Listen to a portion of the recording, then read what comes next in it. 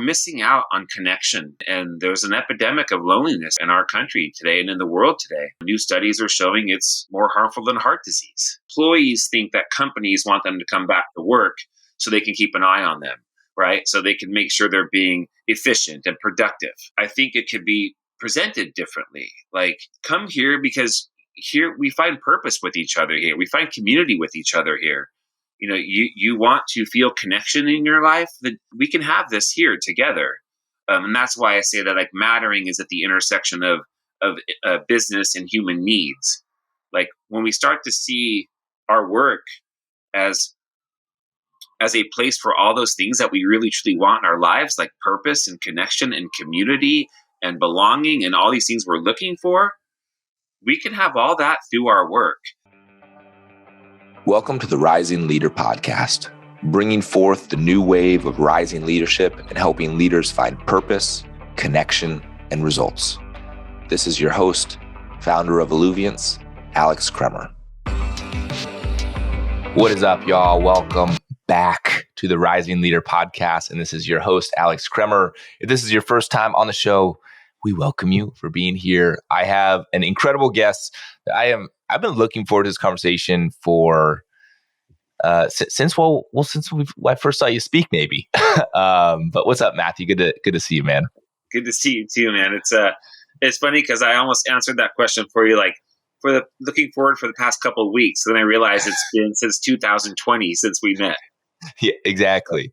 It's nice to know you have a 4-year waiting list to get on your podcast. Yeah, even before I had a podcast, I had a waiting list. Isn't that a crazy thing? Exactly. Oh man. Well, I'll give you a full background on who you are. Maybe not a full background, but give a little history of who you are, and I'll let you fill in the blanks. So Matthew Emerzian, you are an author. You are a keynote speaker. You are the founder and CEO of Every Monday Matters, whose mission is to create a world where everyone knows how much and why they matter, which I think is so incredible. So you're the author of, correct me if I'm wrong, 4 books.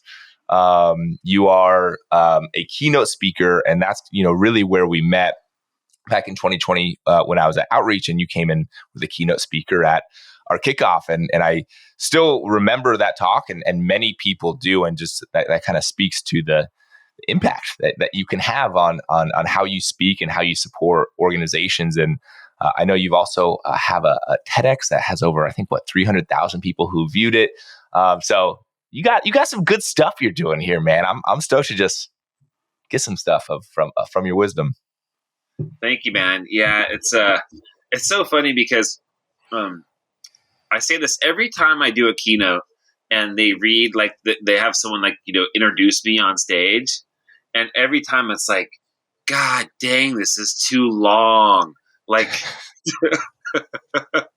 it's like feels so self-absorbed, right? But I mean, I guess at the end of the day, when you do something long enough, eventually, the list of accomplishments grows. And I'm 17 years into this journey now of bringing mattering to the world. So, with that span of time, comes books and lots of keynotes and organizations and, experiences. So yeah, it's been an amazing ride, and I never take it lightly, because you put this stuff out in the world, and I'm sure you've experienced this too with everything you do. You put this stuff out into the world and the universe, and you hope it lands, right? You hope it has an impact on people. You hope it's not just a one-hit wonder that, and so when I meet someone like you who I haven't, spoken to in 4 years, for you to say, hey man, I remember that. And it moved me, and it had an impact on me. It's, sometimes it's hard to even know how to process that when people say that stuff to you. Mm. Well, I think, one thing that you embody that I think is not common, you embody a level of you have a mission. Like when you are up on stage, and not just me seeing the keynote, but watching some of your stuff that you have online, speaking to other people, seeing what you are sharing. Hang on, So there was a massive guy screaming right outside my window. Can you hear that at all? No. Okay, hang on. Let me close my door.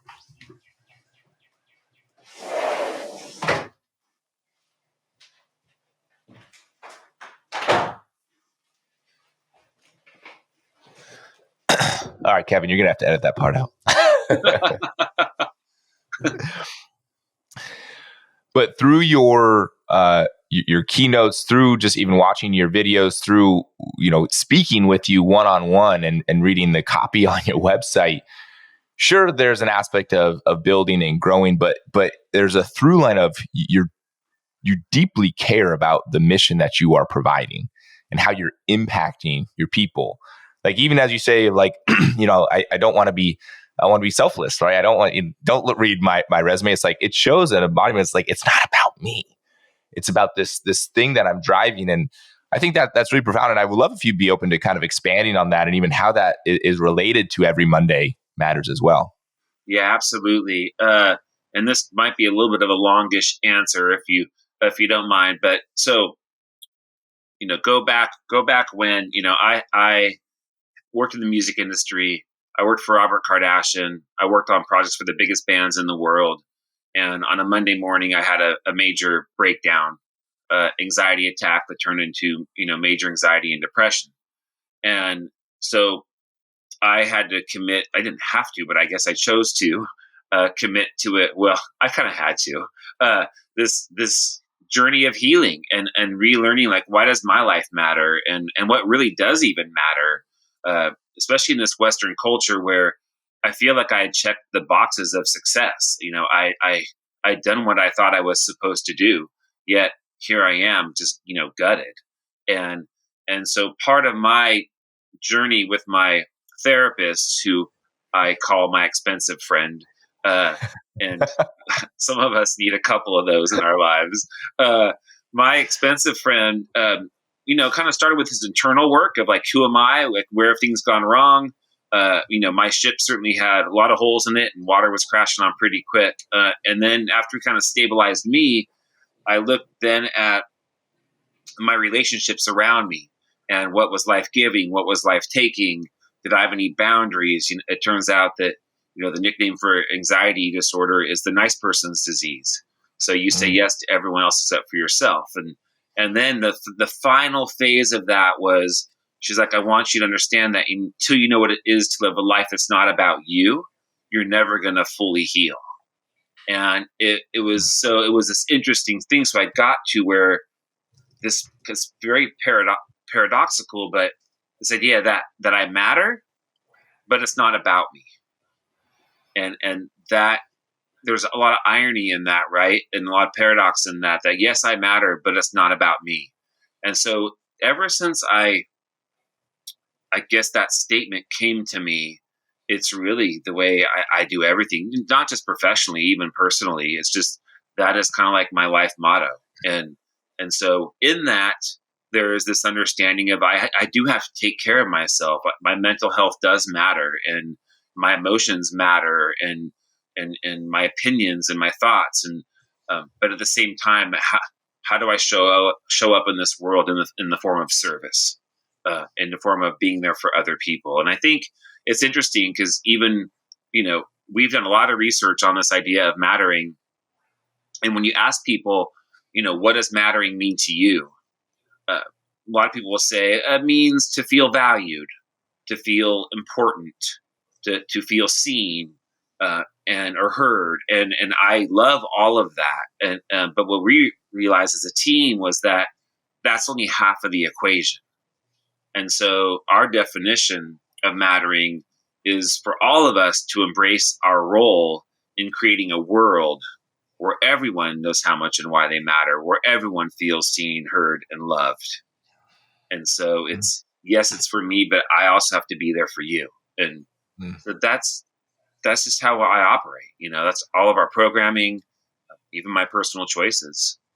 It's this understanding. People ask me this question, and I don't know why they ask me this question, but they do. And they say, Matt, what does heaven on earth look like to you? And my answer to that is it's a world where 8 billion people wake up every day and their first thought is, how can I serve someone today? Mm. And if we had a world of that, I think it'd look a lot different than the one that we currently have. Mm. You know, what's interesting about what you're saying is, I just wrote down that quote, by the way, that was a good one. If I was at a 10-day silent meditation retreat about a month or so ago, and I woke up at 4:30 in the morning, went to bed at 9 p.m. every night, just meditated all day.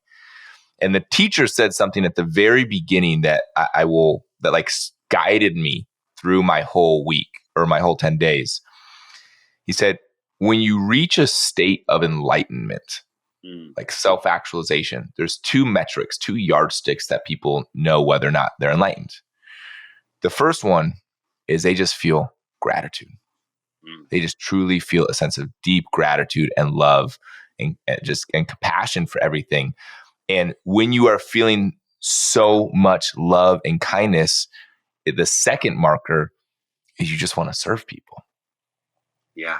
You simply, you feel so much love yourself. You're like, oh my God, I got to give this to more people. It feels so good and serve people. And so I bring this, like what you're speaking to. That's powerful. It's fascinating. You said, I did an interview recently and I said something in this interview that I'd never said before. And they asked me about gratitude, actually. And actually, I broke down and got really emotional and teared up when I said this. But when I was in the darkest of the dark of my breakdown, and I had thoughts of taking my own life. I was not well. My older brother, said to me, he's like, Matt, I promise you, one day you're going to be grateful for all of this. And I couldn't see it. At the time, there's no way I could see that there's gratitude anywhere in this thing. And now I can say, like, I'm so grateful for it. Number one, because, look what it inspired, right? Look what it was, the catalyst for what I do now to serve other people. And the other part about that experience is that, most of my life life was good. It's like, sure that I had bad moments in my life and things, weren't always perfect, but I never fully understood like that remaining maybe 10% of the human emotional scale, if you will. That was where like the real dark shit lives. Like where the hopelessness and the despair and the helplessness. And I never fully understood that part of the spectrum as maybe the other 90%. And once I realized that was actually possible for a human to experience that, combined with the gratitude, it kind of became like my job now is to do anything I can to help other people not have to experience that thing that I just experienced,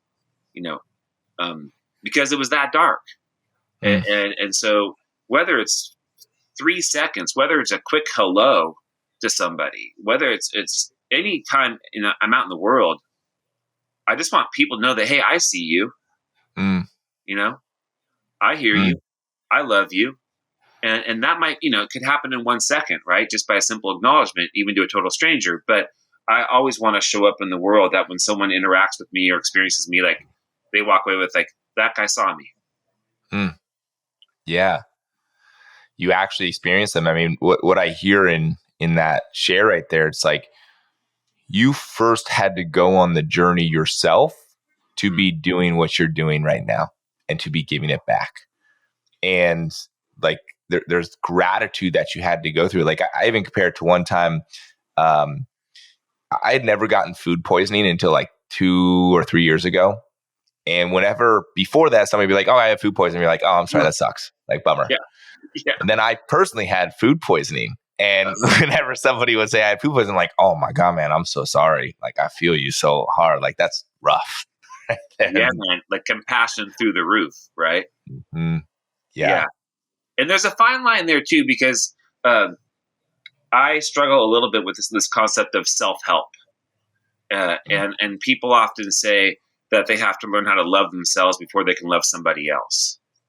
And I'm not a huge fan of these beliefs or these statements, because I often think that sometimes we spend too much time thinking about ourselves and too much time trying to, navel gazing, because I don't live by myself on my own private island with just myself.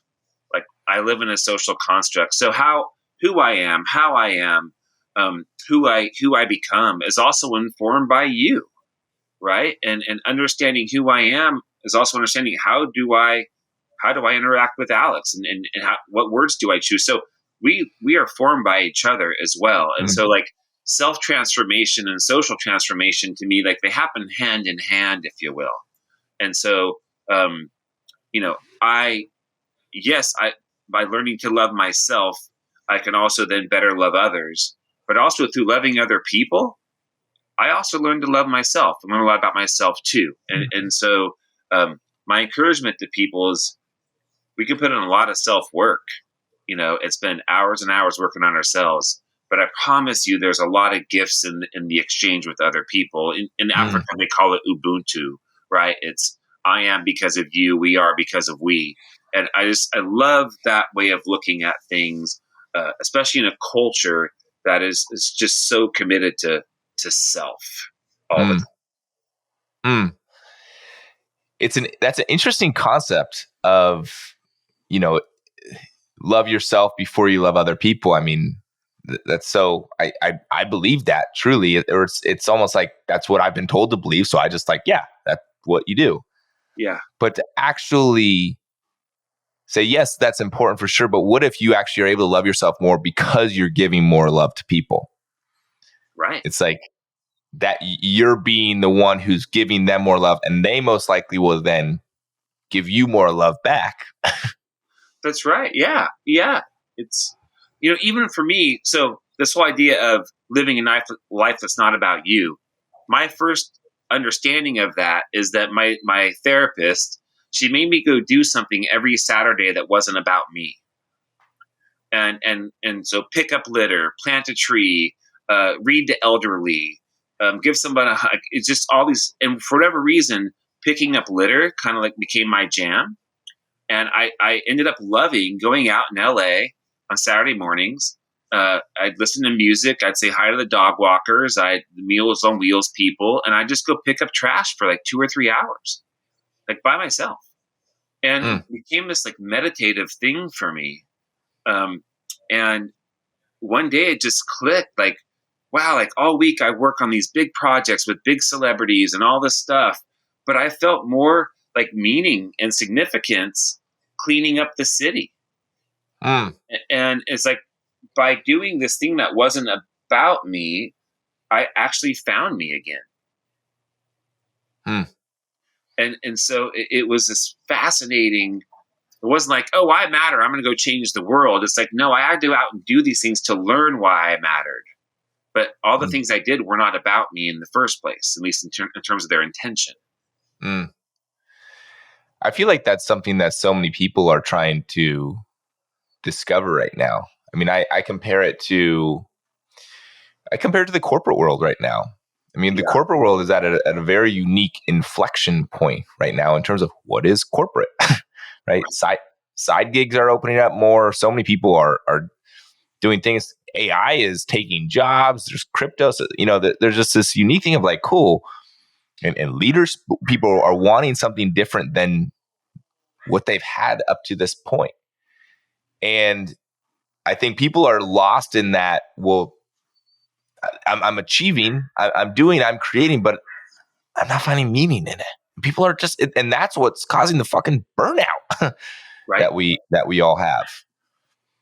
Yeah, I couldn't agree with you more. It's a really interesting time in corporate today, on so many different levels. I mean, one of the things I've been really thinking about a lot, and I don't know that haven't fully baked yet, but you know, I just say stuff anyways. But one of the things I've been thinking about a lot was just this whole, remote versus hybrid, work.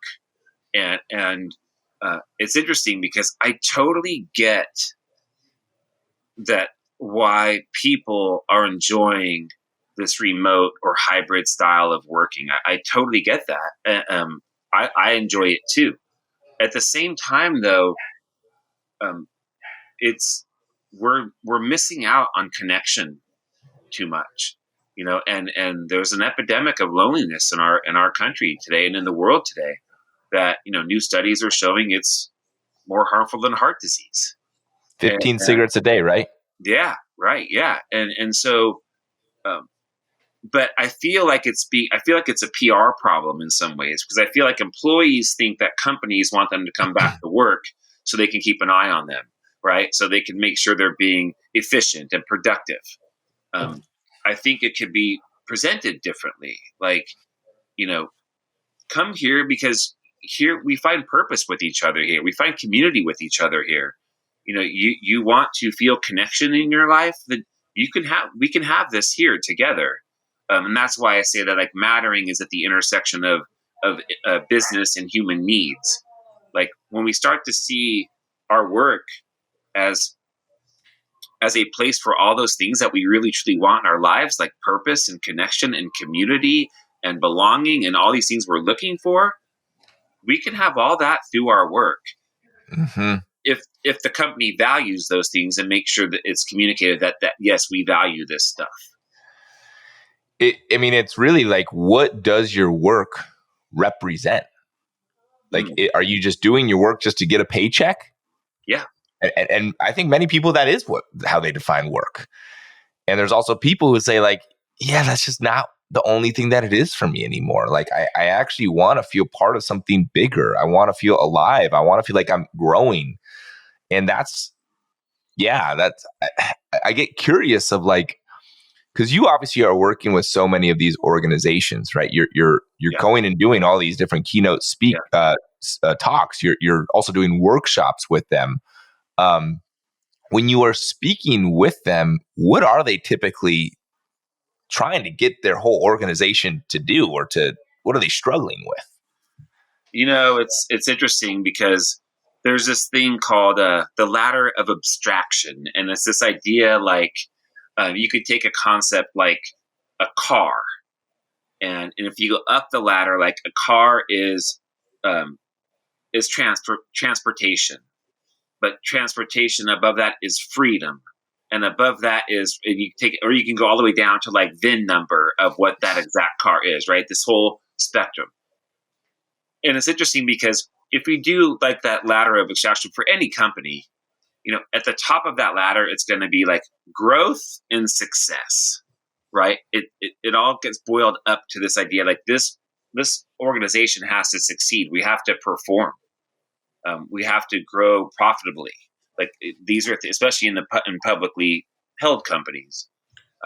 But if you come down that ladder a little bit, it's like, okay, but how do we get there?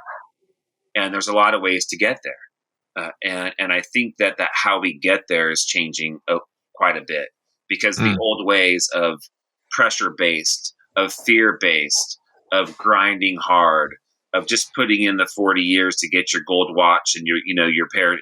I think those are all just, they're tired. People are burned out from them. The younger generations don't want them. And so how do we still get there, but do it in a way that has purpose in it and meaning in it? And, as I say, mattering in it. Mm-hmm. And a lot of that, to me, is getting back to just really focusing on what are those human needs that we have. And when I work at a place where I go there and I feel good, I'm surrounded by people who I enjoy, I feel like there's purpose to what I do, I feel like I'm valued, my contribution does matter, I feel like we're working towards a goal that we all agree upon would be meaningful. When I have a place in my life where all of those itches are getting scratched, like, I'm not going anywhere. And not only that, I'll actually even work harder to perform. And because it becomes a very, fulfilling experience for me, not just financially, but in all these other parts of who I am. Do you think it's hard for organizations to do that with the different types of generations that are at the company? Because I see, like, the Gen Xers compared to the millennials, compared to the Gen Z. Yeah. Those are three very different generations that have very different views on the world and also how to engage with the world and what the world even means. Yes. Yeah. I mean, the answer is yes. That is hard. What I try to do, what That, I in try fact, to, is difficult to figure out. yeah. I mean, it's not easy. Now, let me say this though. Um, I do believe sometimes, we fall too much into the trap of labelism, and we try to define these groups of people as what group do you fit into. So I think we go too far in that direction as well. I think ultimately, as different as we all are, I do believe there are some universal human needs that we all have, and I don't care if how old you are. I don't care if you are someone who's incarcerated or you're a CEO. Like when I really break this down with people, and as I've traveled to this country and spoken all over the place, um, I mean, this need to feel, seen and heard and loved. This need to feel, that I'm understood, that, I do matter to someone. I do have meaning in my life. I do feel Mm, a sense of significance. I think some of those things are these connectors across all generations. Now how we define it, how we get there might be a little bit different, but you know, I ask this question a lot. This is at the core of what we do at Every Monday Matters. Is we ask the question: if there's one word that you think the world needs more of today, what is that one word? mm, And we collect these one words all year, and from a lot of people. mm. And I'll even do this live on stage with a keynote, and I'll ask the audience through like Mentimeter to use a QR code, and they enter their words on the phone. And I will tell you, 99% of the time, the first words, the biggest words that come up, compassion, love, kindness, understanding, respect, purpose. Like these are the words that pop up Mm, every time. I can literally predict it before they even pull their phones out to make the answer.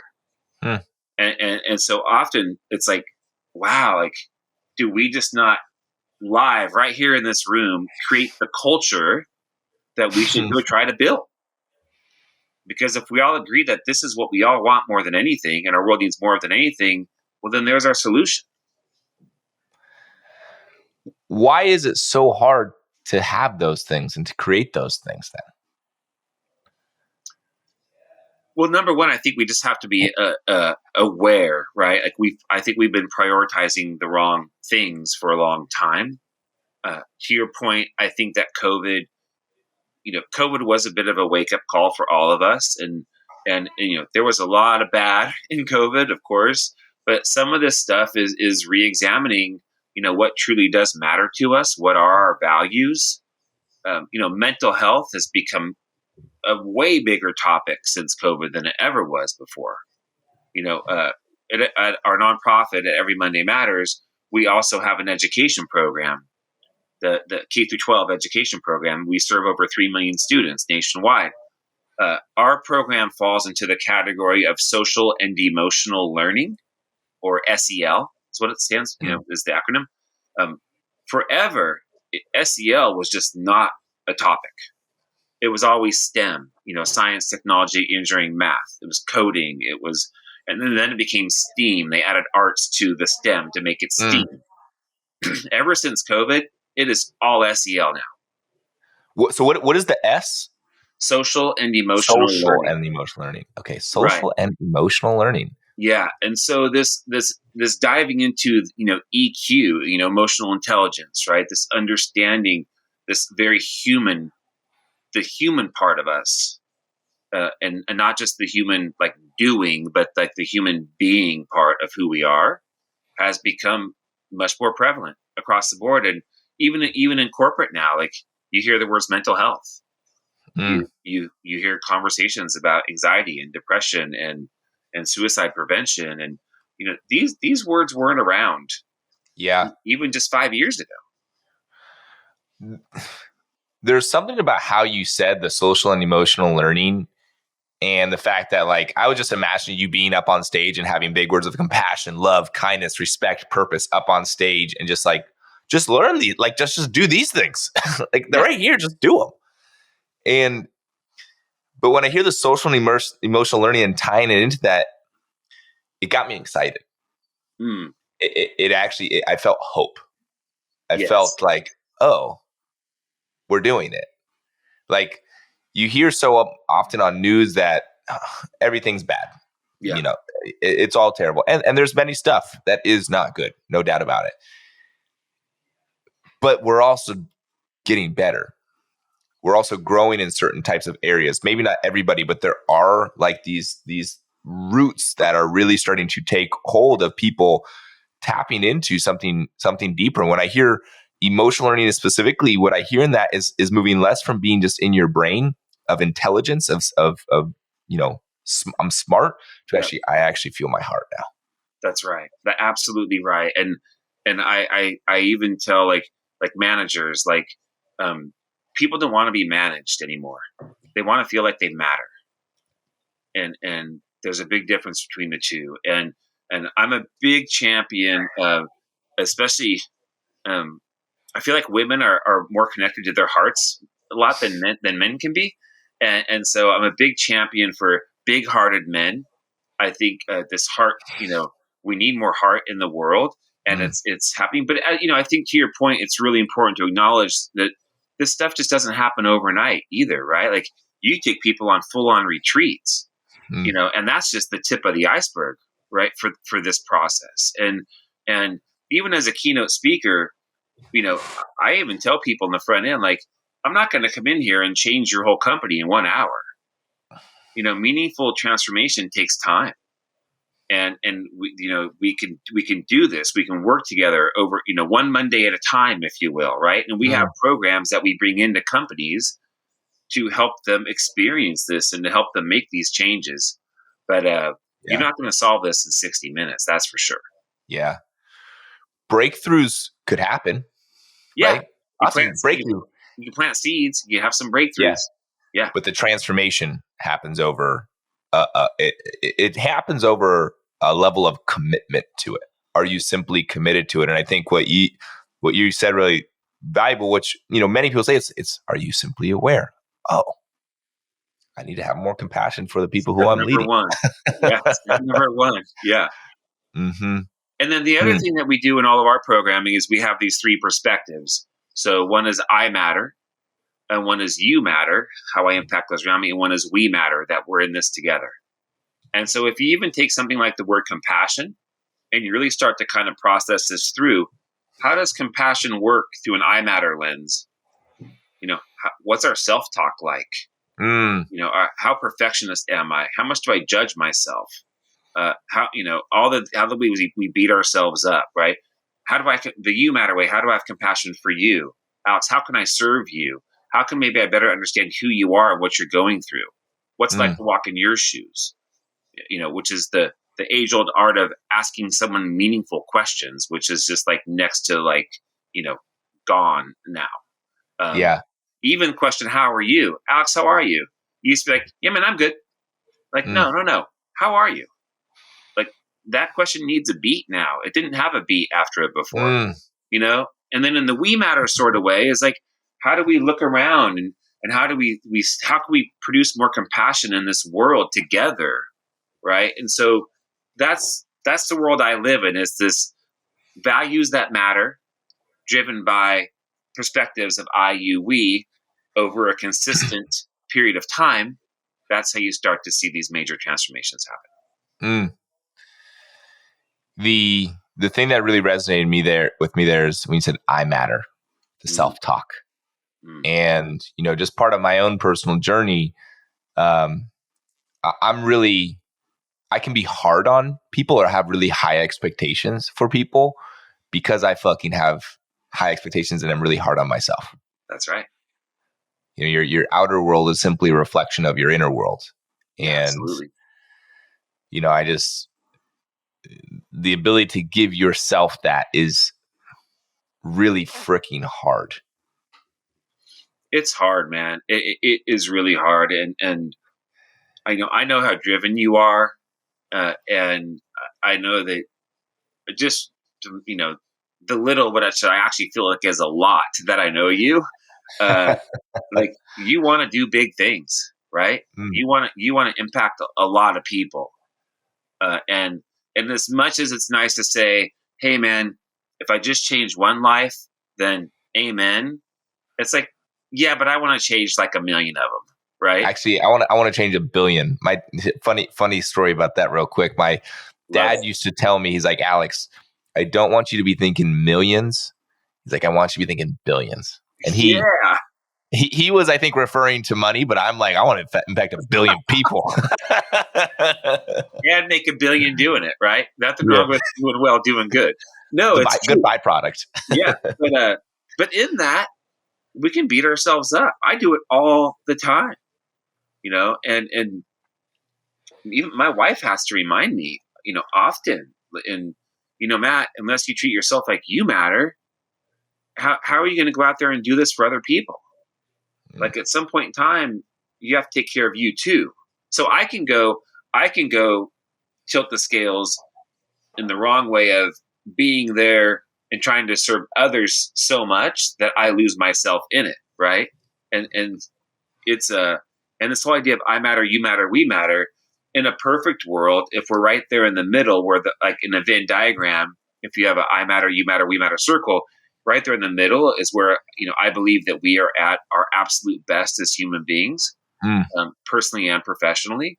But we don't always stay right there in the middle. And in certain industries, like service industries, their I matter is horrible. Mm. Their you matter is incredible, like healthcare, right? Ed- Healthcare, education, they're you mattering all the time. But What do their you think I tech matter, is? excuse me. What do you think tech is? do you have a big do you have a big tech audience? I I, think there's a lot of I matter in there. I'll be honest with you. I think there's a lot. I think there's a lot of I matter in there too, and right now I just feel like there's also just a lot of confusion. I don't know. I don't even know who I am at this point. Right? What is tech? Yeah, it's all these massive companies that are hurting. Mm-hmm. Mm-hmm. No, but well, sales. I mean, I do a lot of SKOs and those are sales kickoffs, and those are interesting too because um, oftentimes I've got the sense that salespeople, they're very driven by financially. They're very driven by their earnings and their quotas they have to hit, where they're kind of put down onto them.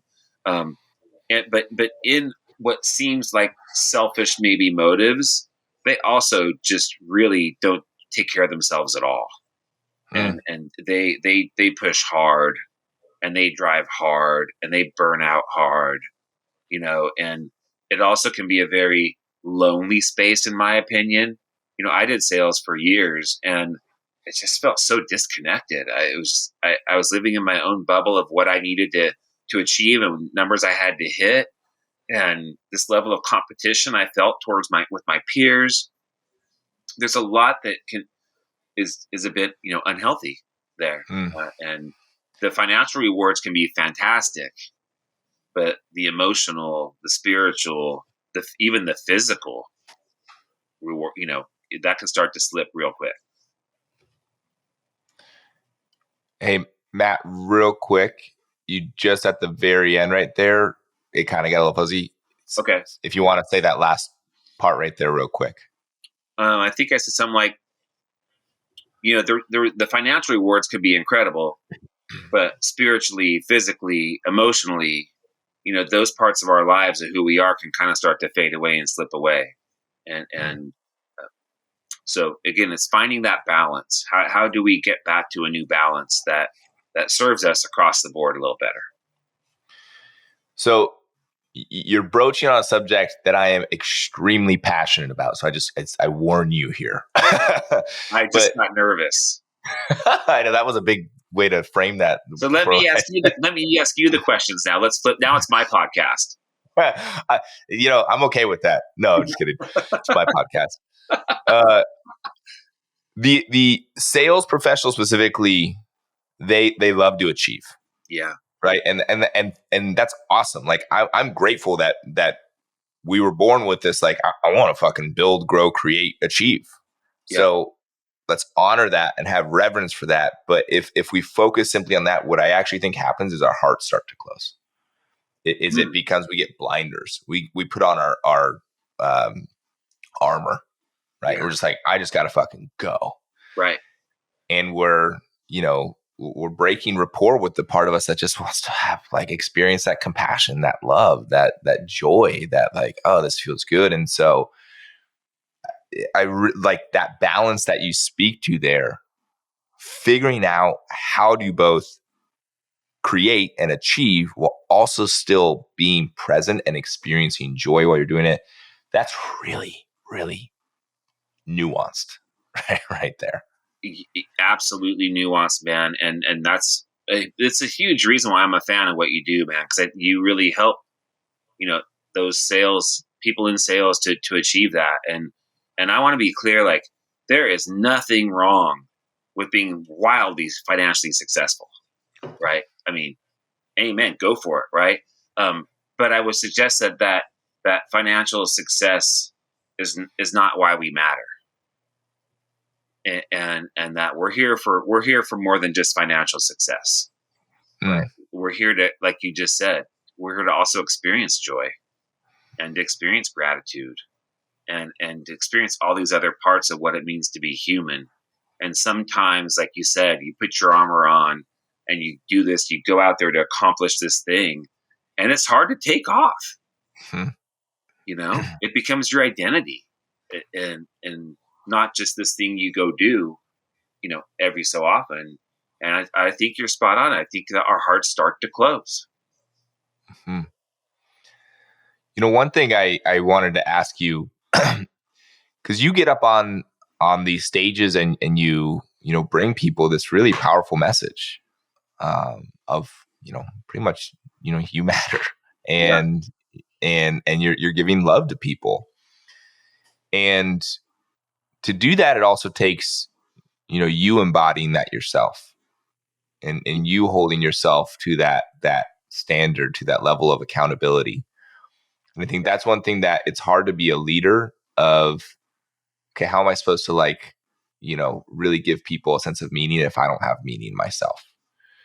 And I guess what I'm curious about on your personal journey, are you continuously figuring out, like, what's meaning to me? What's meaningful? How am I embodying that? Like, is that a personal practice that you embody, or you journey on? Absolutely. Absolutely. And it's one of those things too, it kind of touched on what I said earlier about, I have to learn how to love myself before I can love other people, because it's a continuous journey, right? Like, I'm still learning how to love myself in ways, and it changes.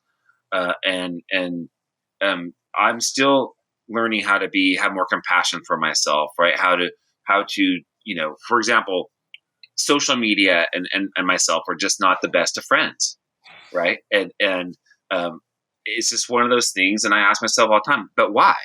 Like, you have something that you want to offer the world. You do it on stages. You do it in books. You do it in posts or writing stuff here. But when it comes to, like, Instagram, like, why do you just, like, turn and run and these kind of things? And it's so I'm constantly growing and learning and trying to be, I don't want to say better. So I'm not sure I'm the biggest fan of, like, the best version of myself, but I know that I'm always a work in progress, and I think that's also part of how I present myself to the world.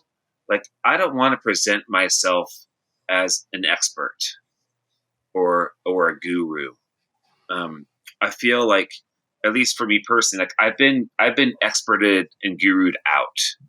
I don't think anyone has, like, a hold on, like, the answer for whatever topic is they're talking about. And so I guess I like to see myself more as a Sherpa, maybe, if you will. Like, hey, maybe these are some steps you can take. This is what I went through. This is what I did, but I'm still trying to figure my shit out too, in some ways as well. And when you present like that, you take this leverage of, like, the experts here, and you bring it right down to here, right? And, like, no, I'm here with you. yeah, I've had experience. This is my story. This is what I've been through. I wish I had all the answers. If I had all the answers, then maybe I wouldn't have gone through what I went through, right? But if information were the problem in our world, we'd have no problems because there's plenty of information out there. So it's a matter of humanizing all this stuff. And so what people say to me, and I really take it as a massive compliment, is, dude, you're just so authentic. And I felt like I just went on a walk with a friend. Even if they're in the audience of 1,000 people, like they'll say this stuff to me, and I just feel like I had coffee with a sage person, whatever. And like that's the stuff that I love. But in that, there's no here's the 7 best ways to da da da. Right? I mean, why do I know what the 7 best ways are? Well, I think it's also the fact that you've gone through the journey yourself. Like yeah. When you shared of like where you were at when you were, working in corporate and being, like that, you went to that point yourself and you had to get yourself out of that. And so you're just simply sharing your journey by bringing this work to more people. That's right. Yeah. And a lot of it, I'm what they call an interactive keynote speaker. Okay. So it's not just me talking for 60 minutes at all. And I create moments throughout my keynote where the audience interacts with themselves a bit, right? And there are these exchanges that happen. And I will tell you, man, there's been more standing ovations for audience members sharing something from the audience than for me speaking on the actual stage. And there's real magic and I think this is what you do as well. I've not been to one of your retreats, but I'm going to. But in a lot of ways, dude, you're just creating this space, right, for the rest to happen. And with all the unique people, I'm sure that are attending your experiences and their stories and their histories and their good, bad, and ugly, as all that stuff starts to surface, like this is when like the real magic gets to take place. And if I'm assuming that incorrectly, I apologize, but I have a feeling I'm onto something.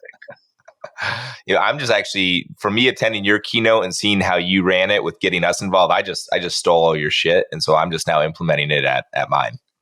Well, you know what? Send me $1. We'll be cool. Matt, I have one more question here for you. Yes, but before I do, man, I just want to just acknowledge you and just state how you said it well, and that you get this a lot, but like you truly are authentic. And I'll tie it back to even what I said at the very beginning. You have a mission that you're bringing to the world, and it's powerful, and it makes others, myself very much included, want to do that themselves. And so just thank you for being the example and the embodiment, and also still being very much in your own work, because that's just such a great example of what true leadership is. And my question for you is this, and this is always my final question for every guest who's on the show. The show is obviously called the Rising Leader Podcast. Yeah. What do you view as the rising leader? I think we touched on it quite a bit. I think that the rising leader is a lot more heart forward, much more centered in their heart, much more focused on the humanness of this process. And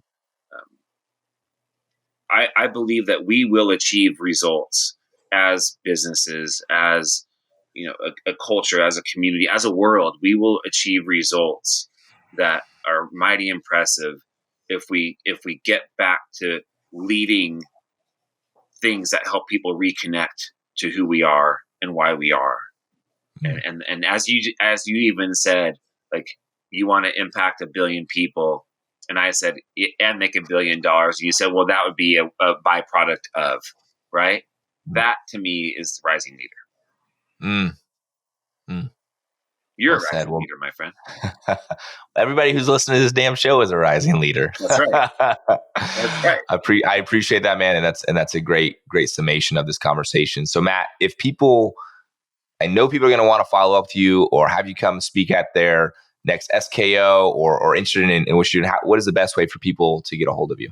Yeah, man. Thank you. My website's MatthewEmerzian.com, MatthewEmerzian.com.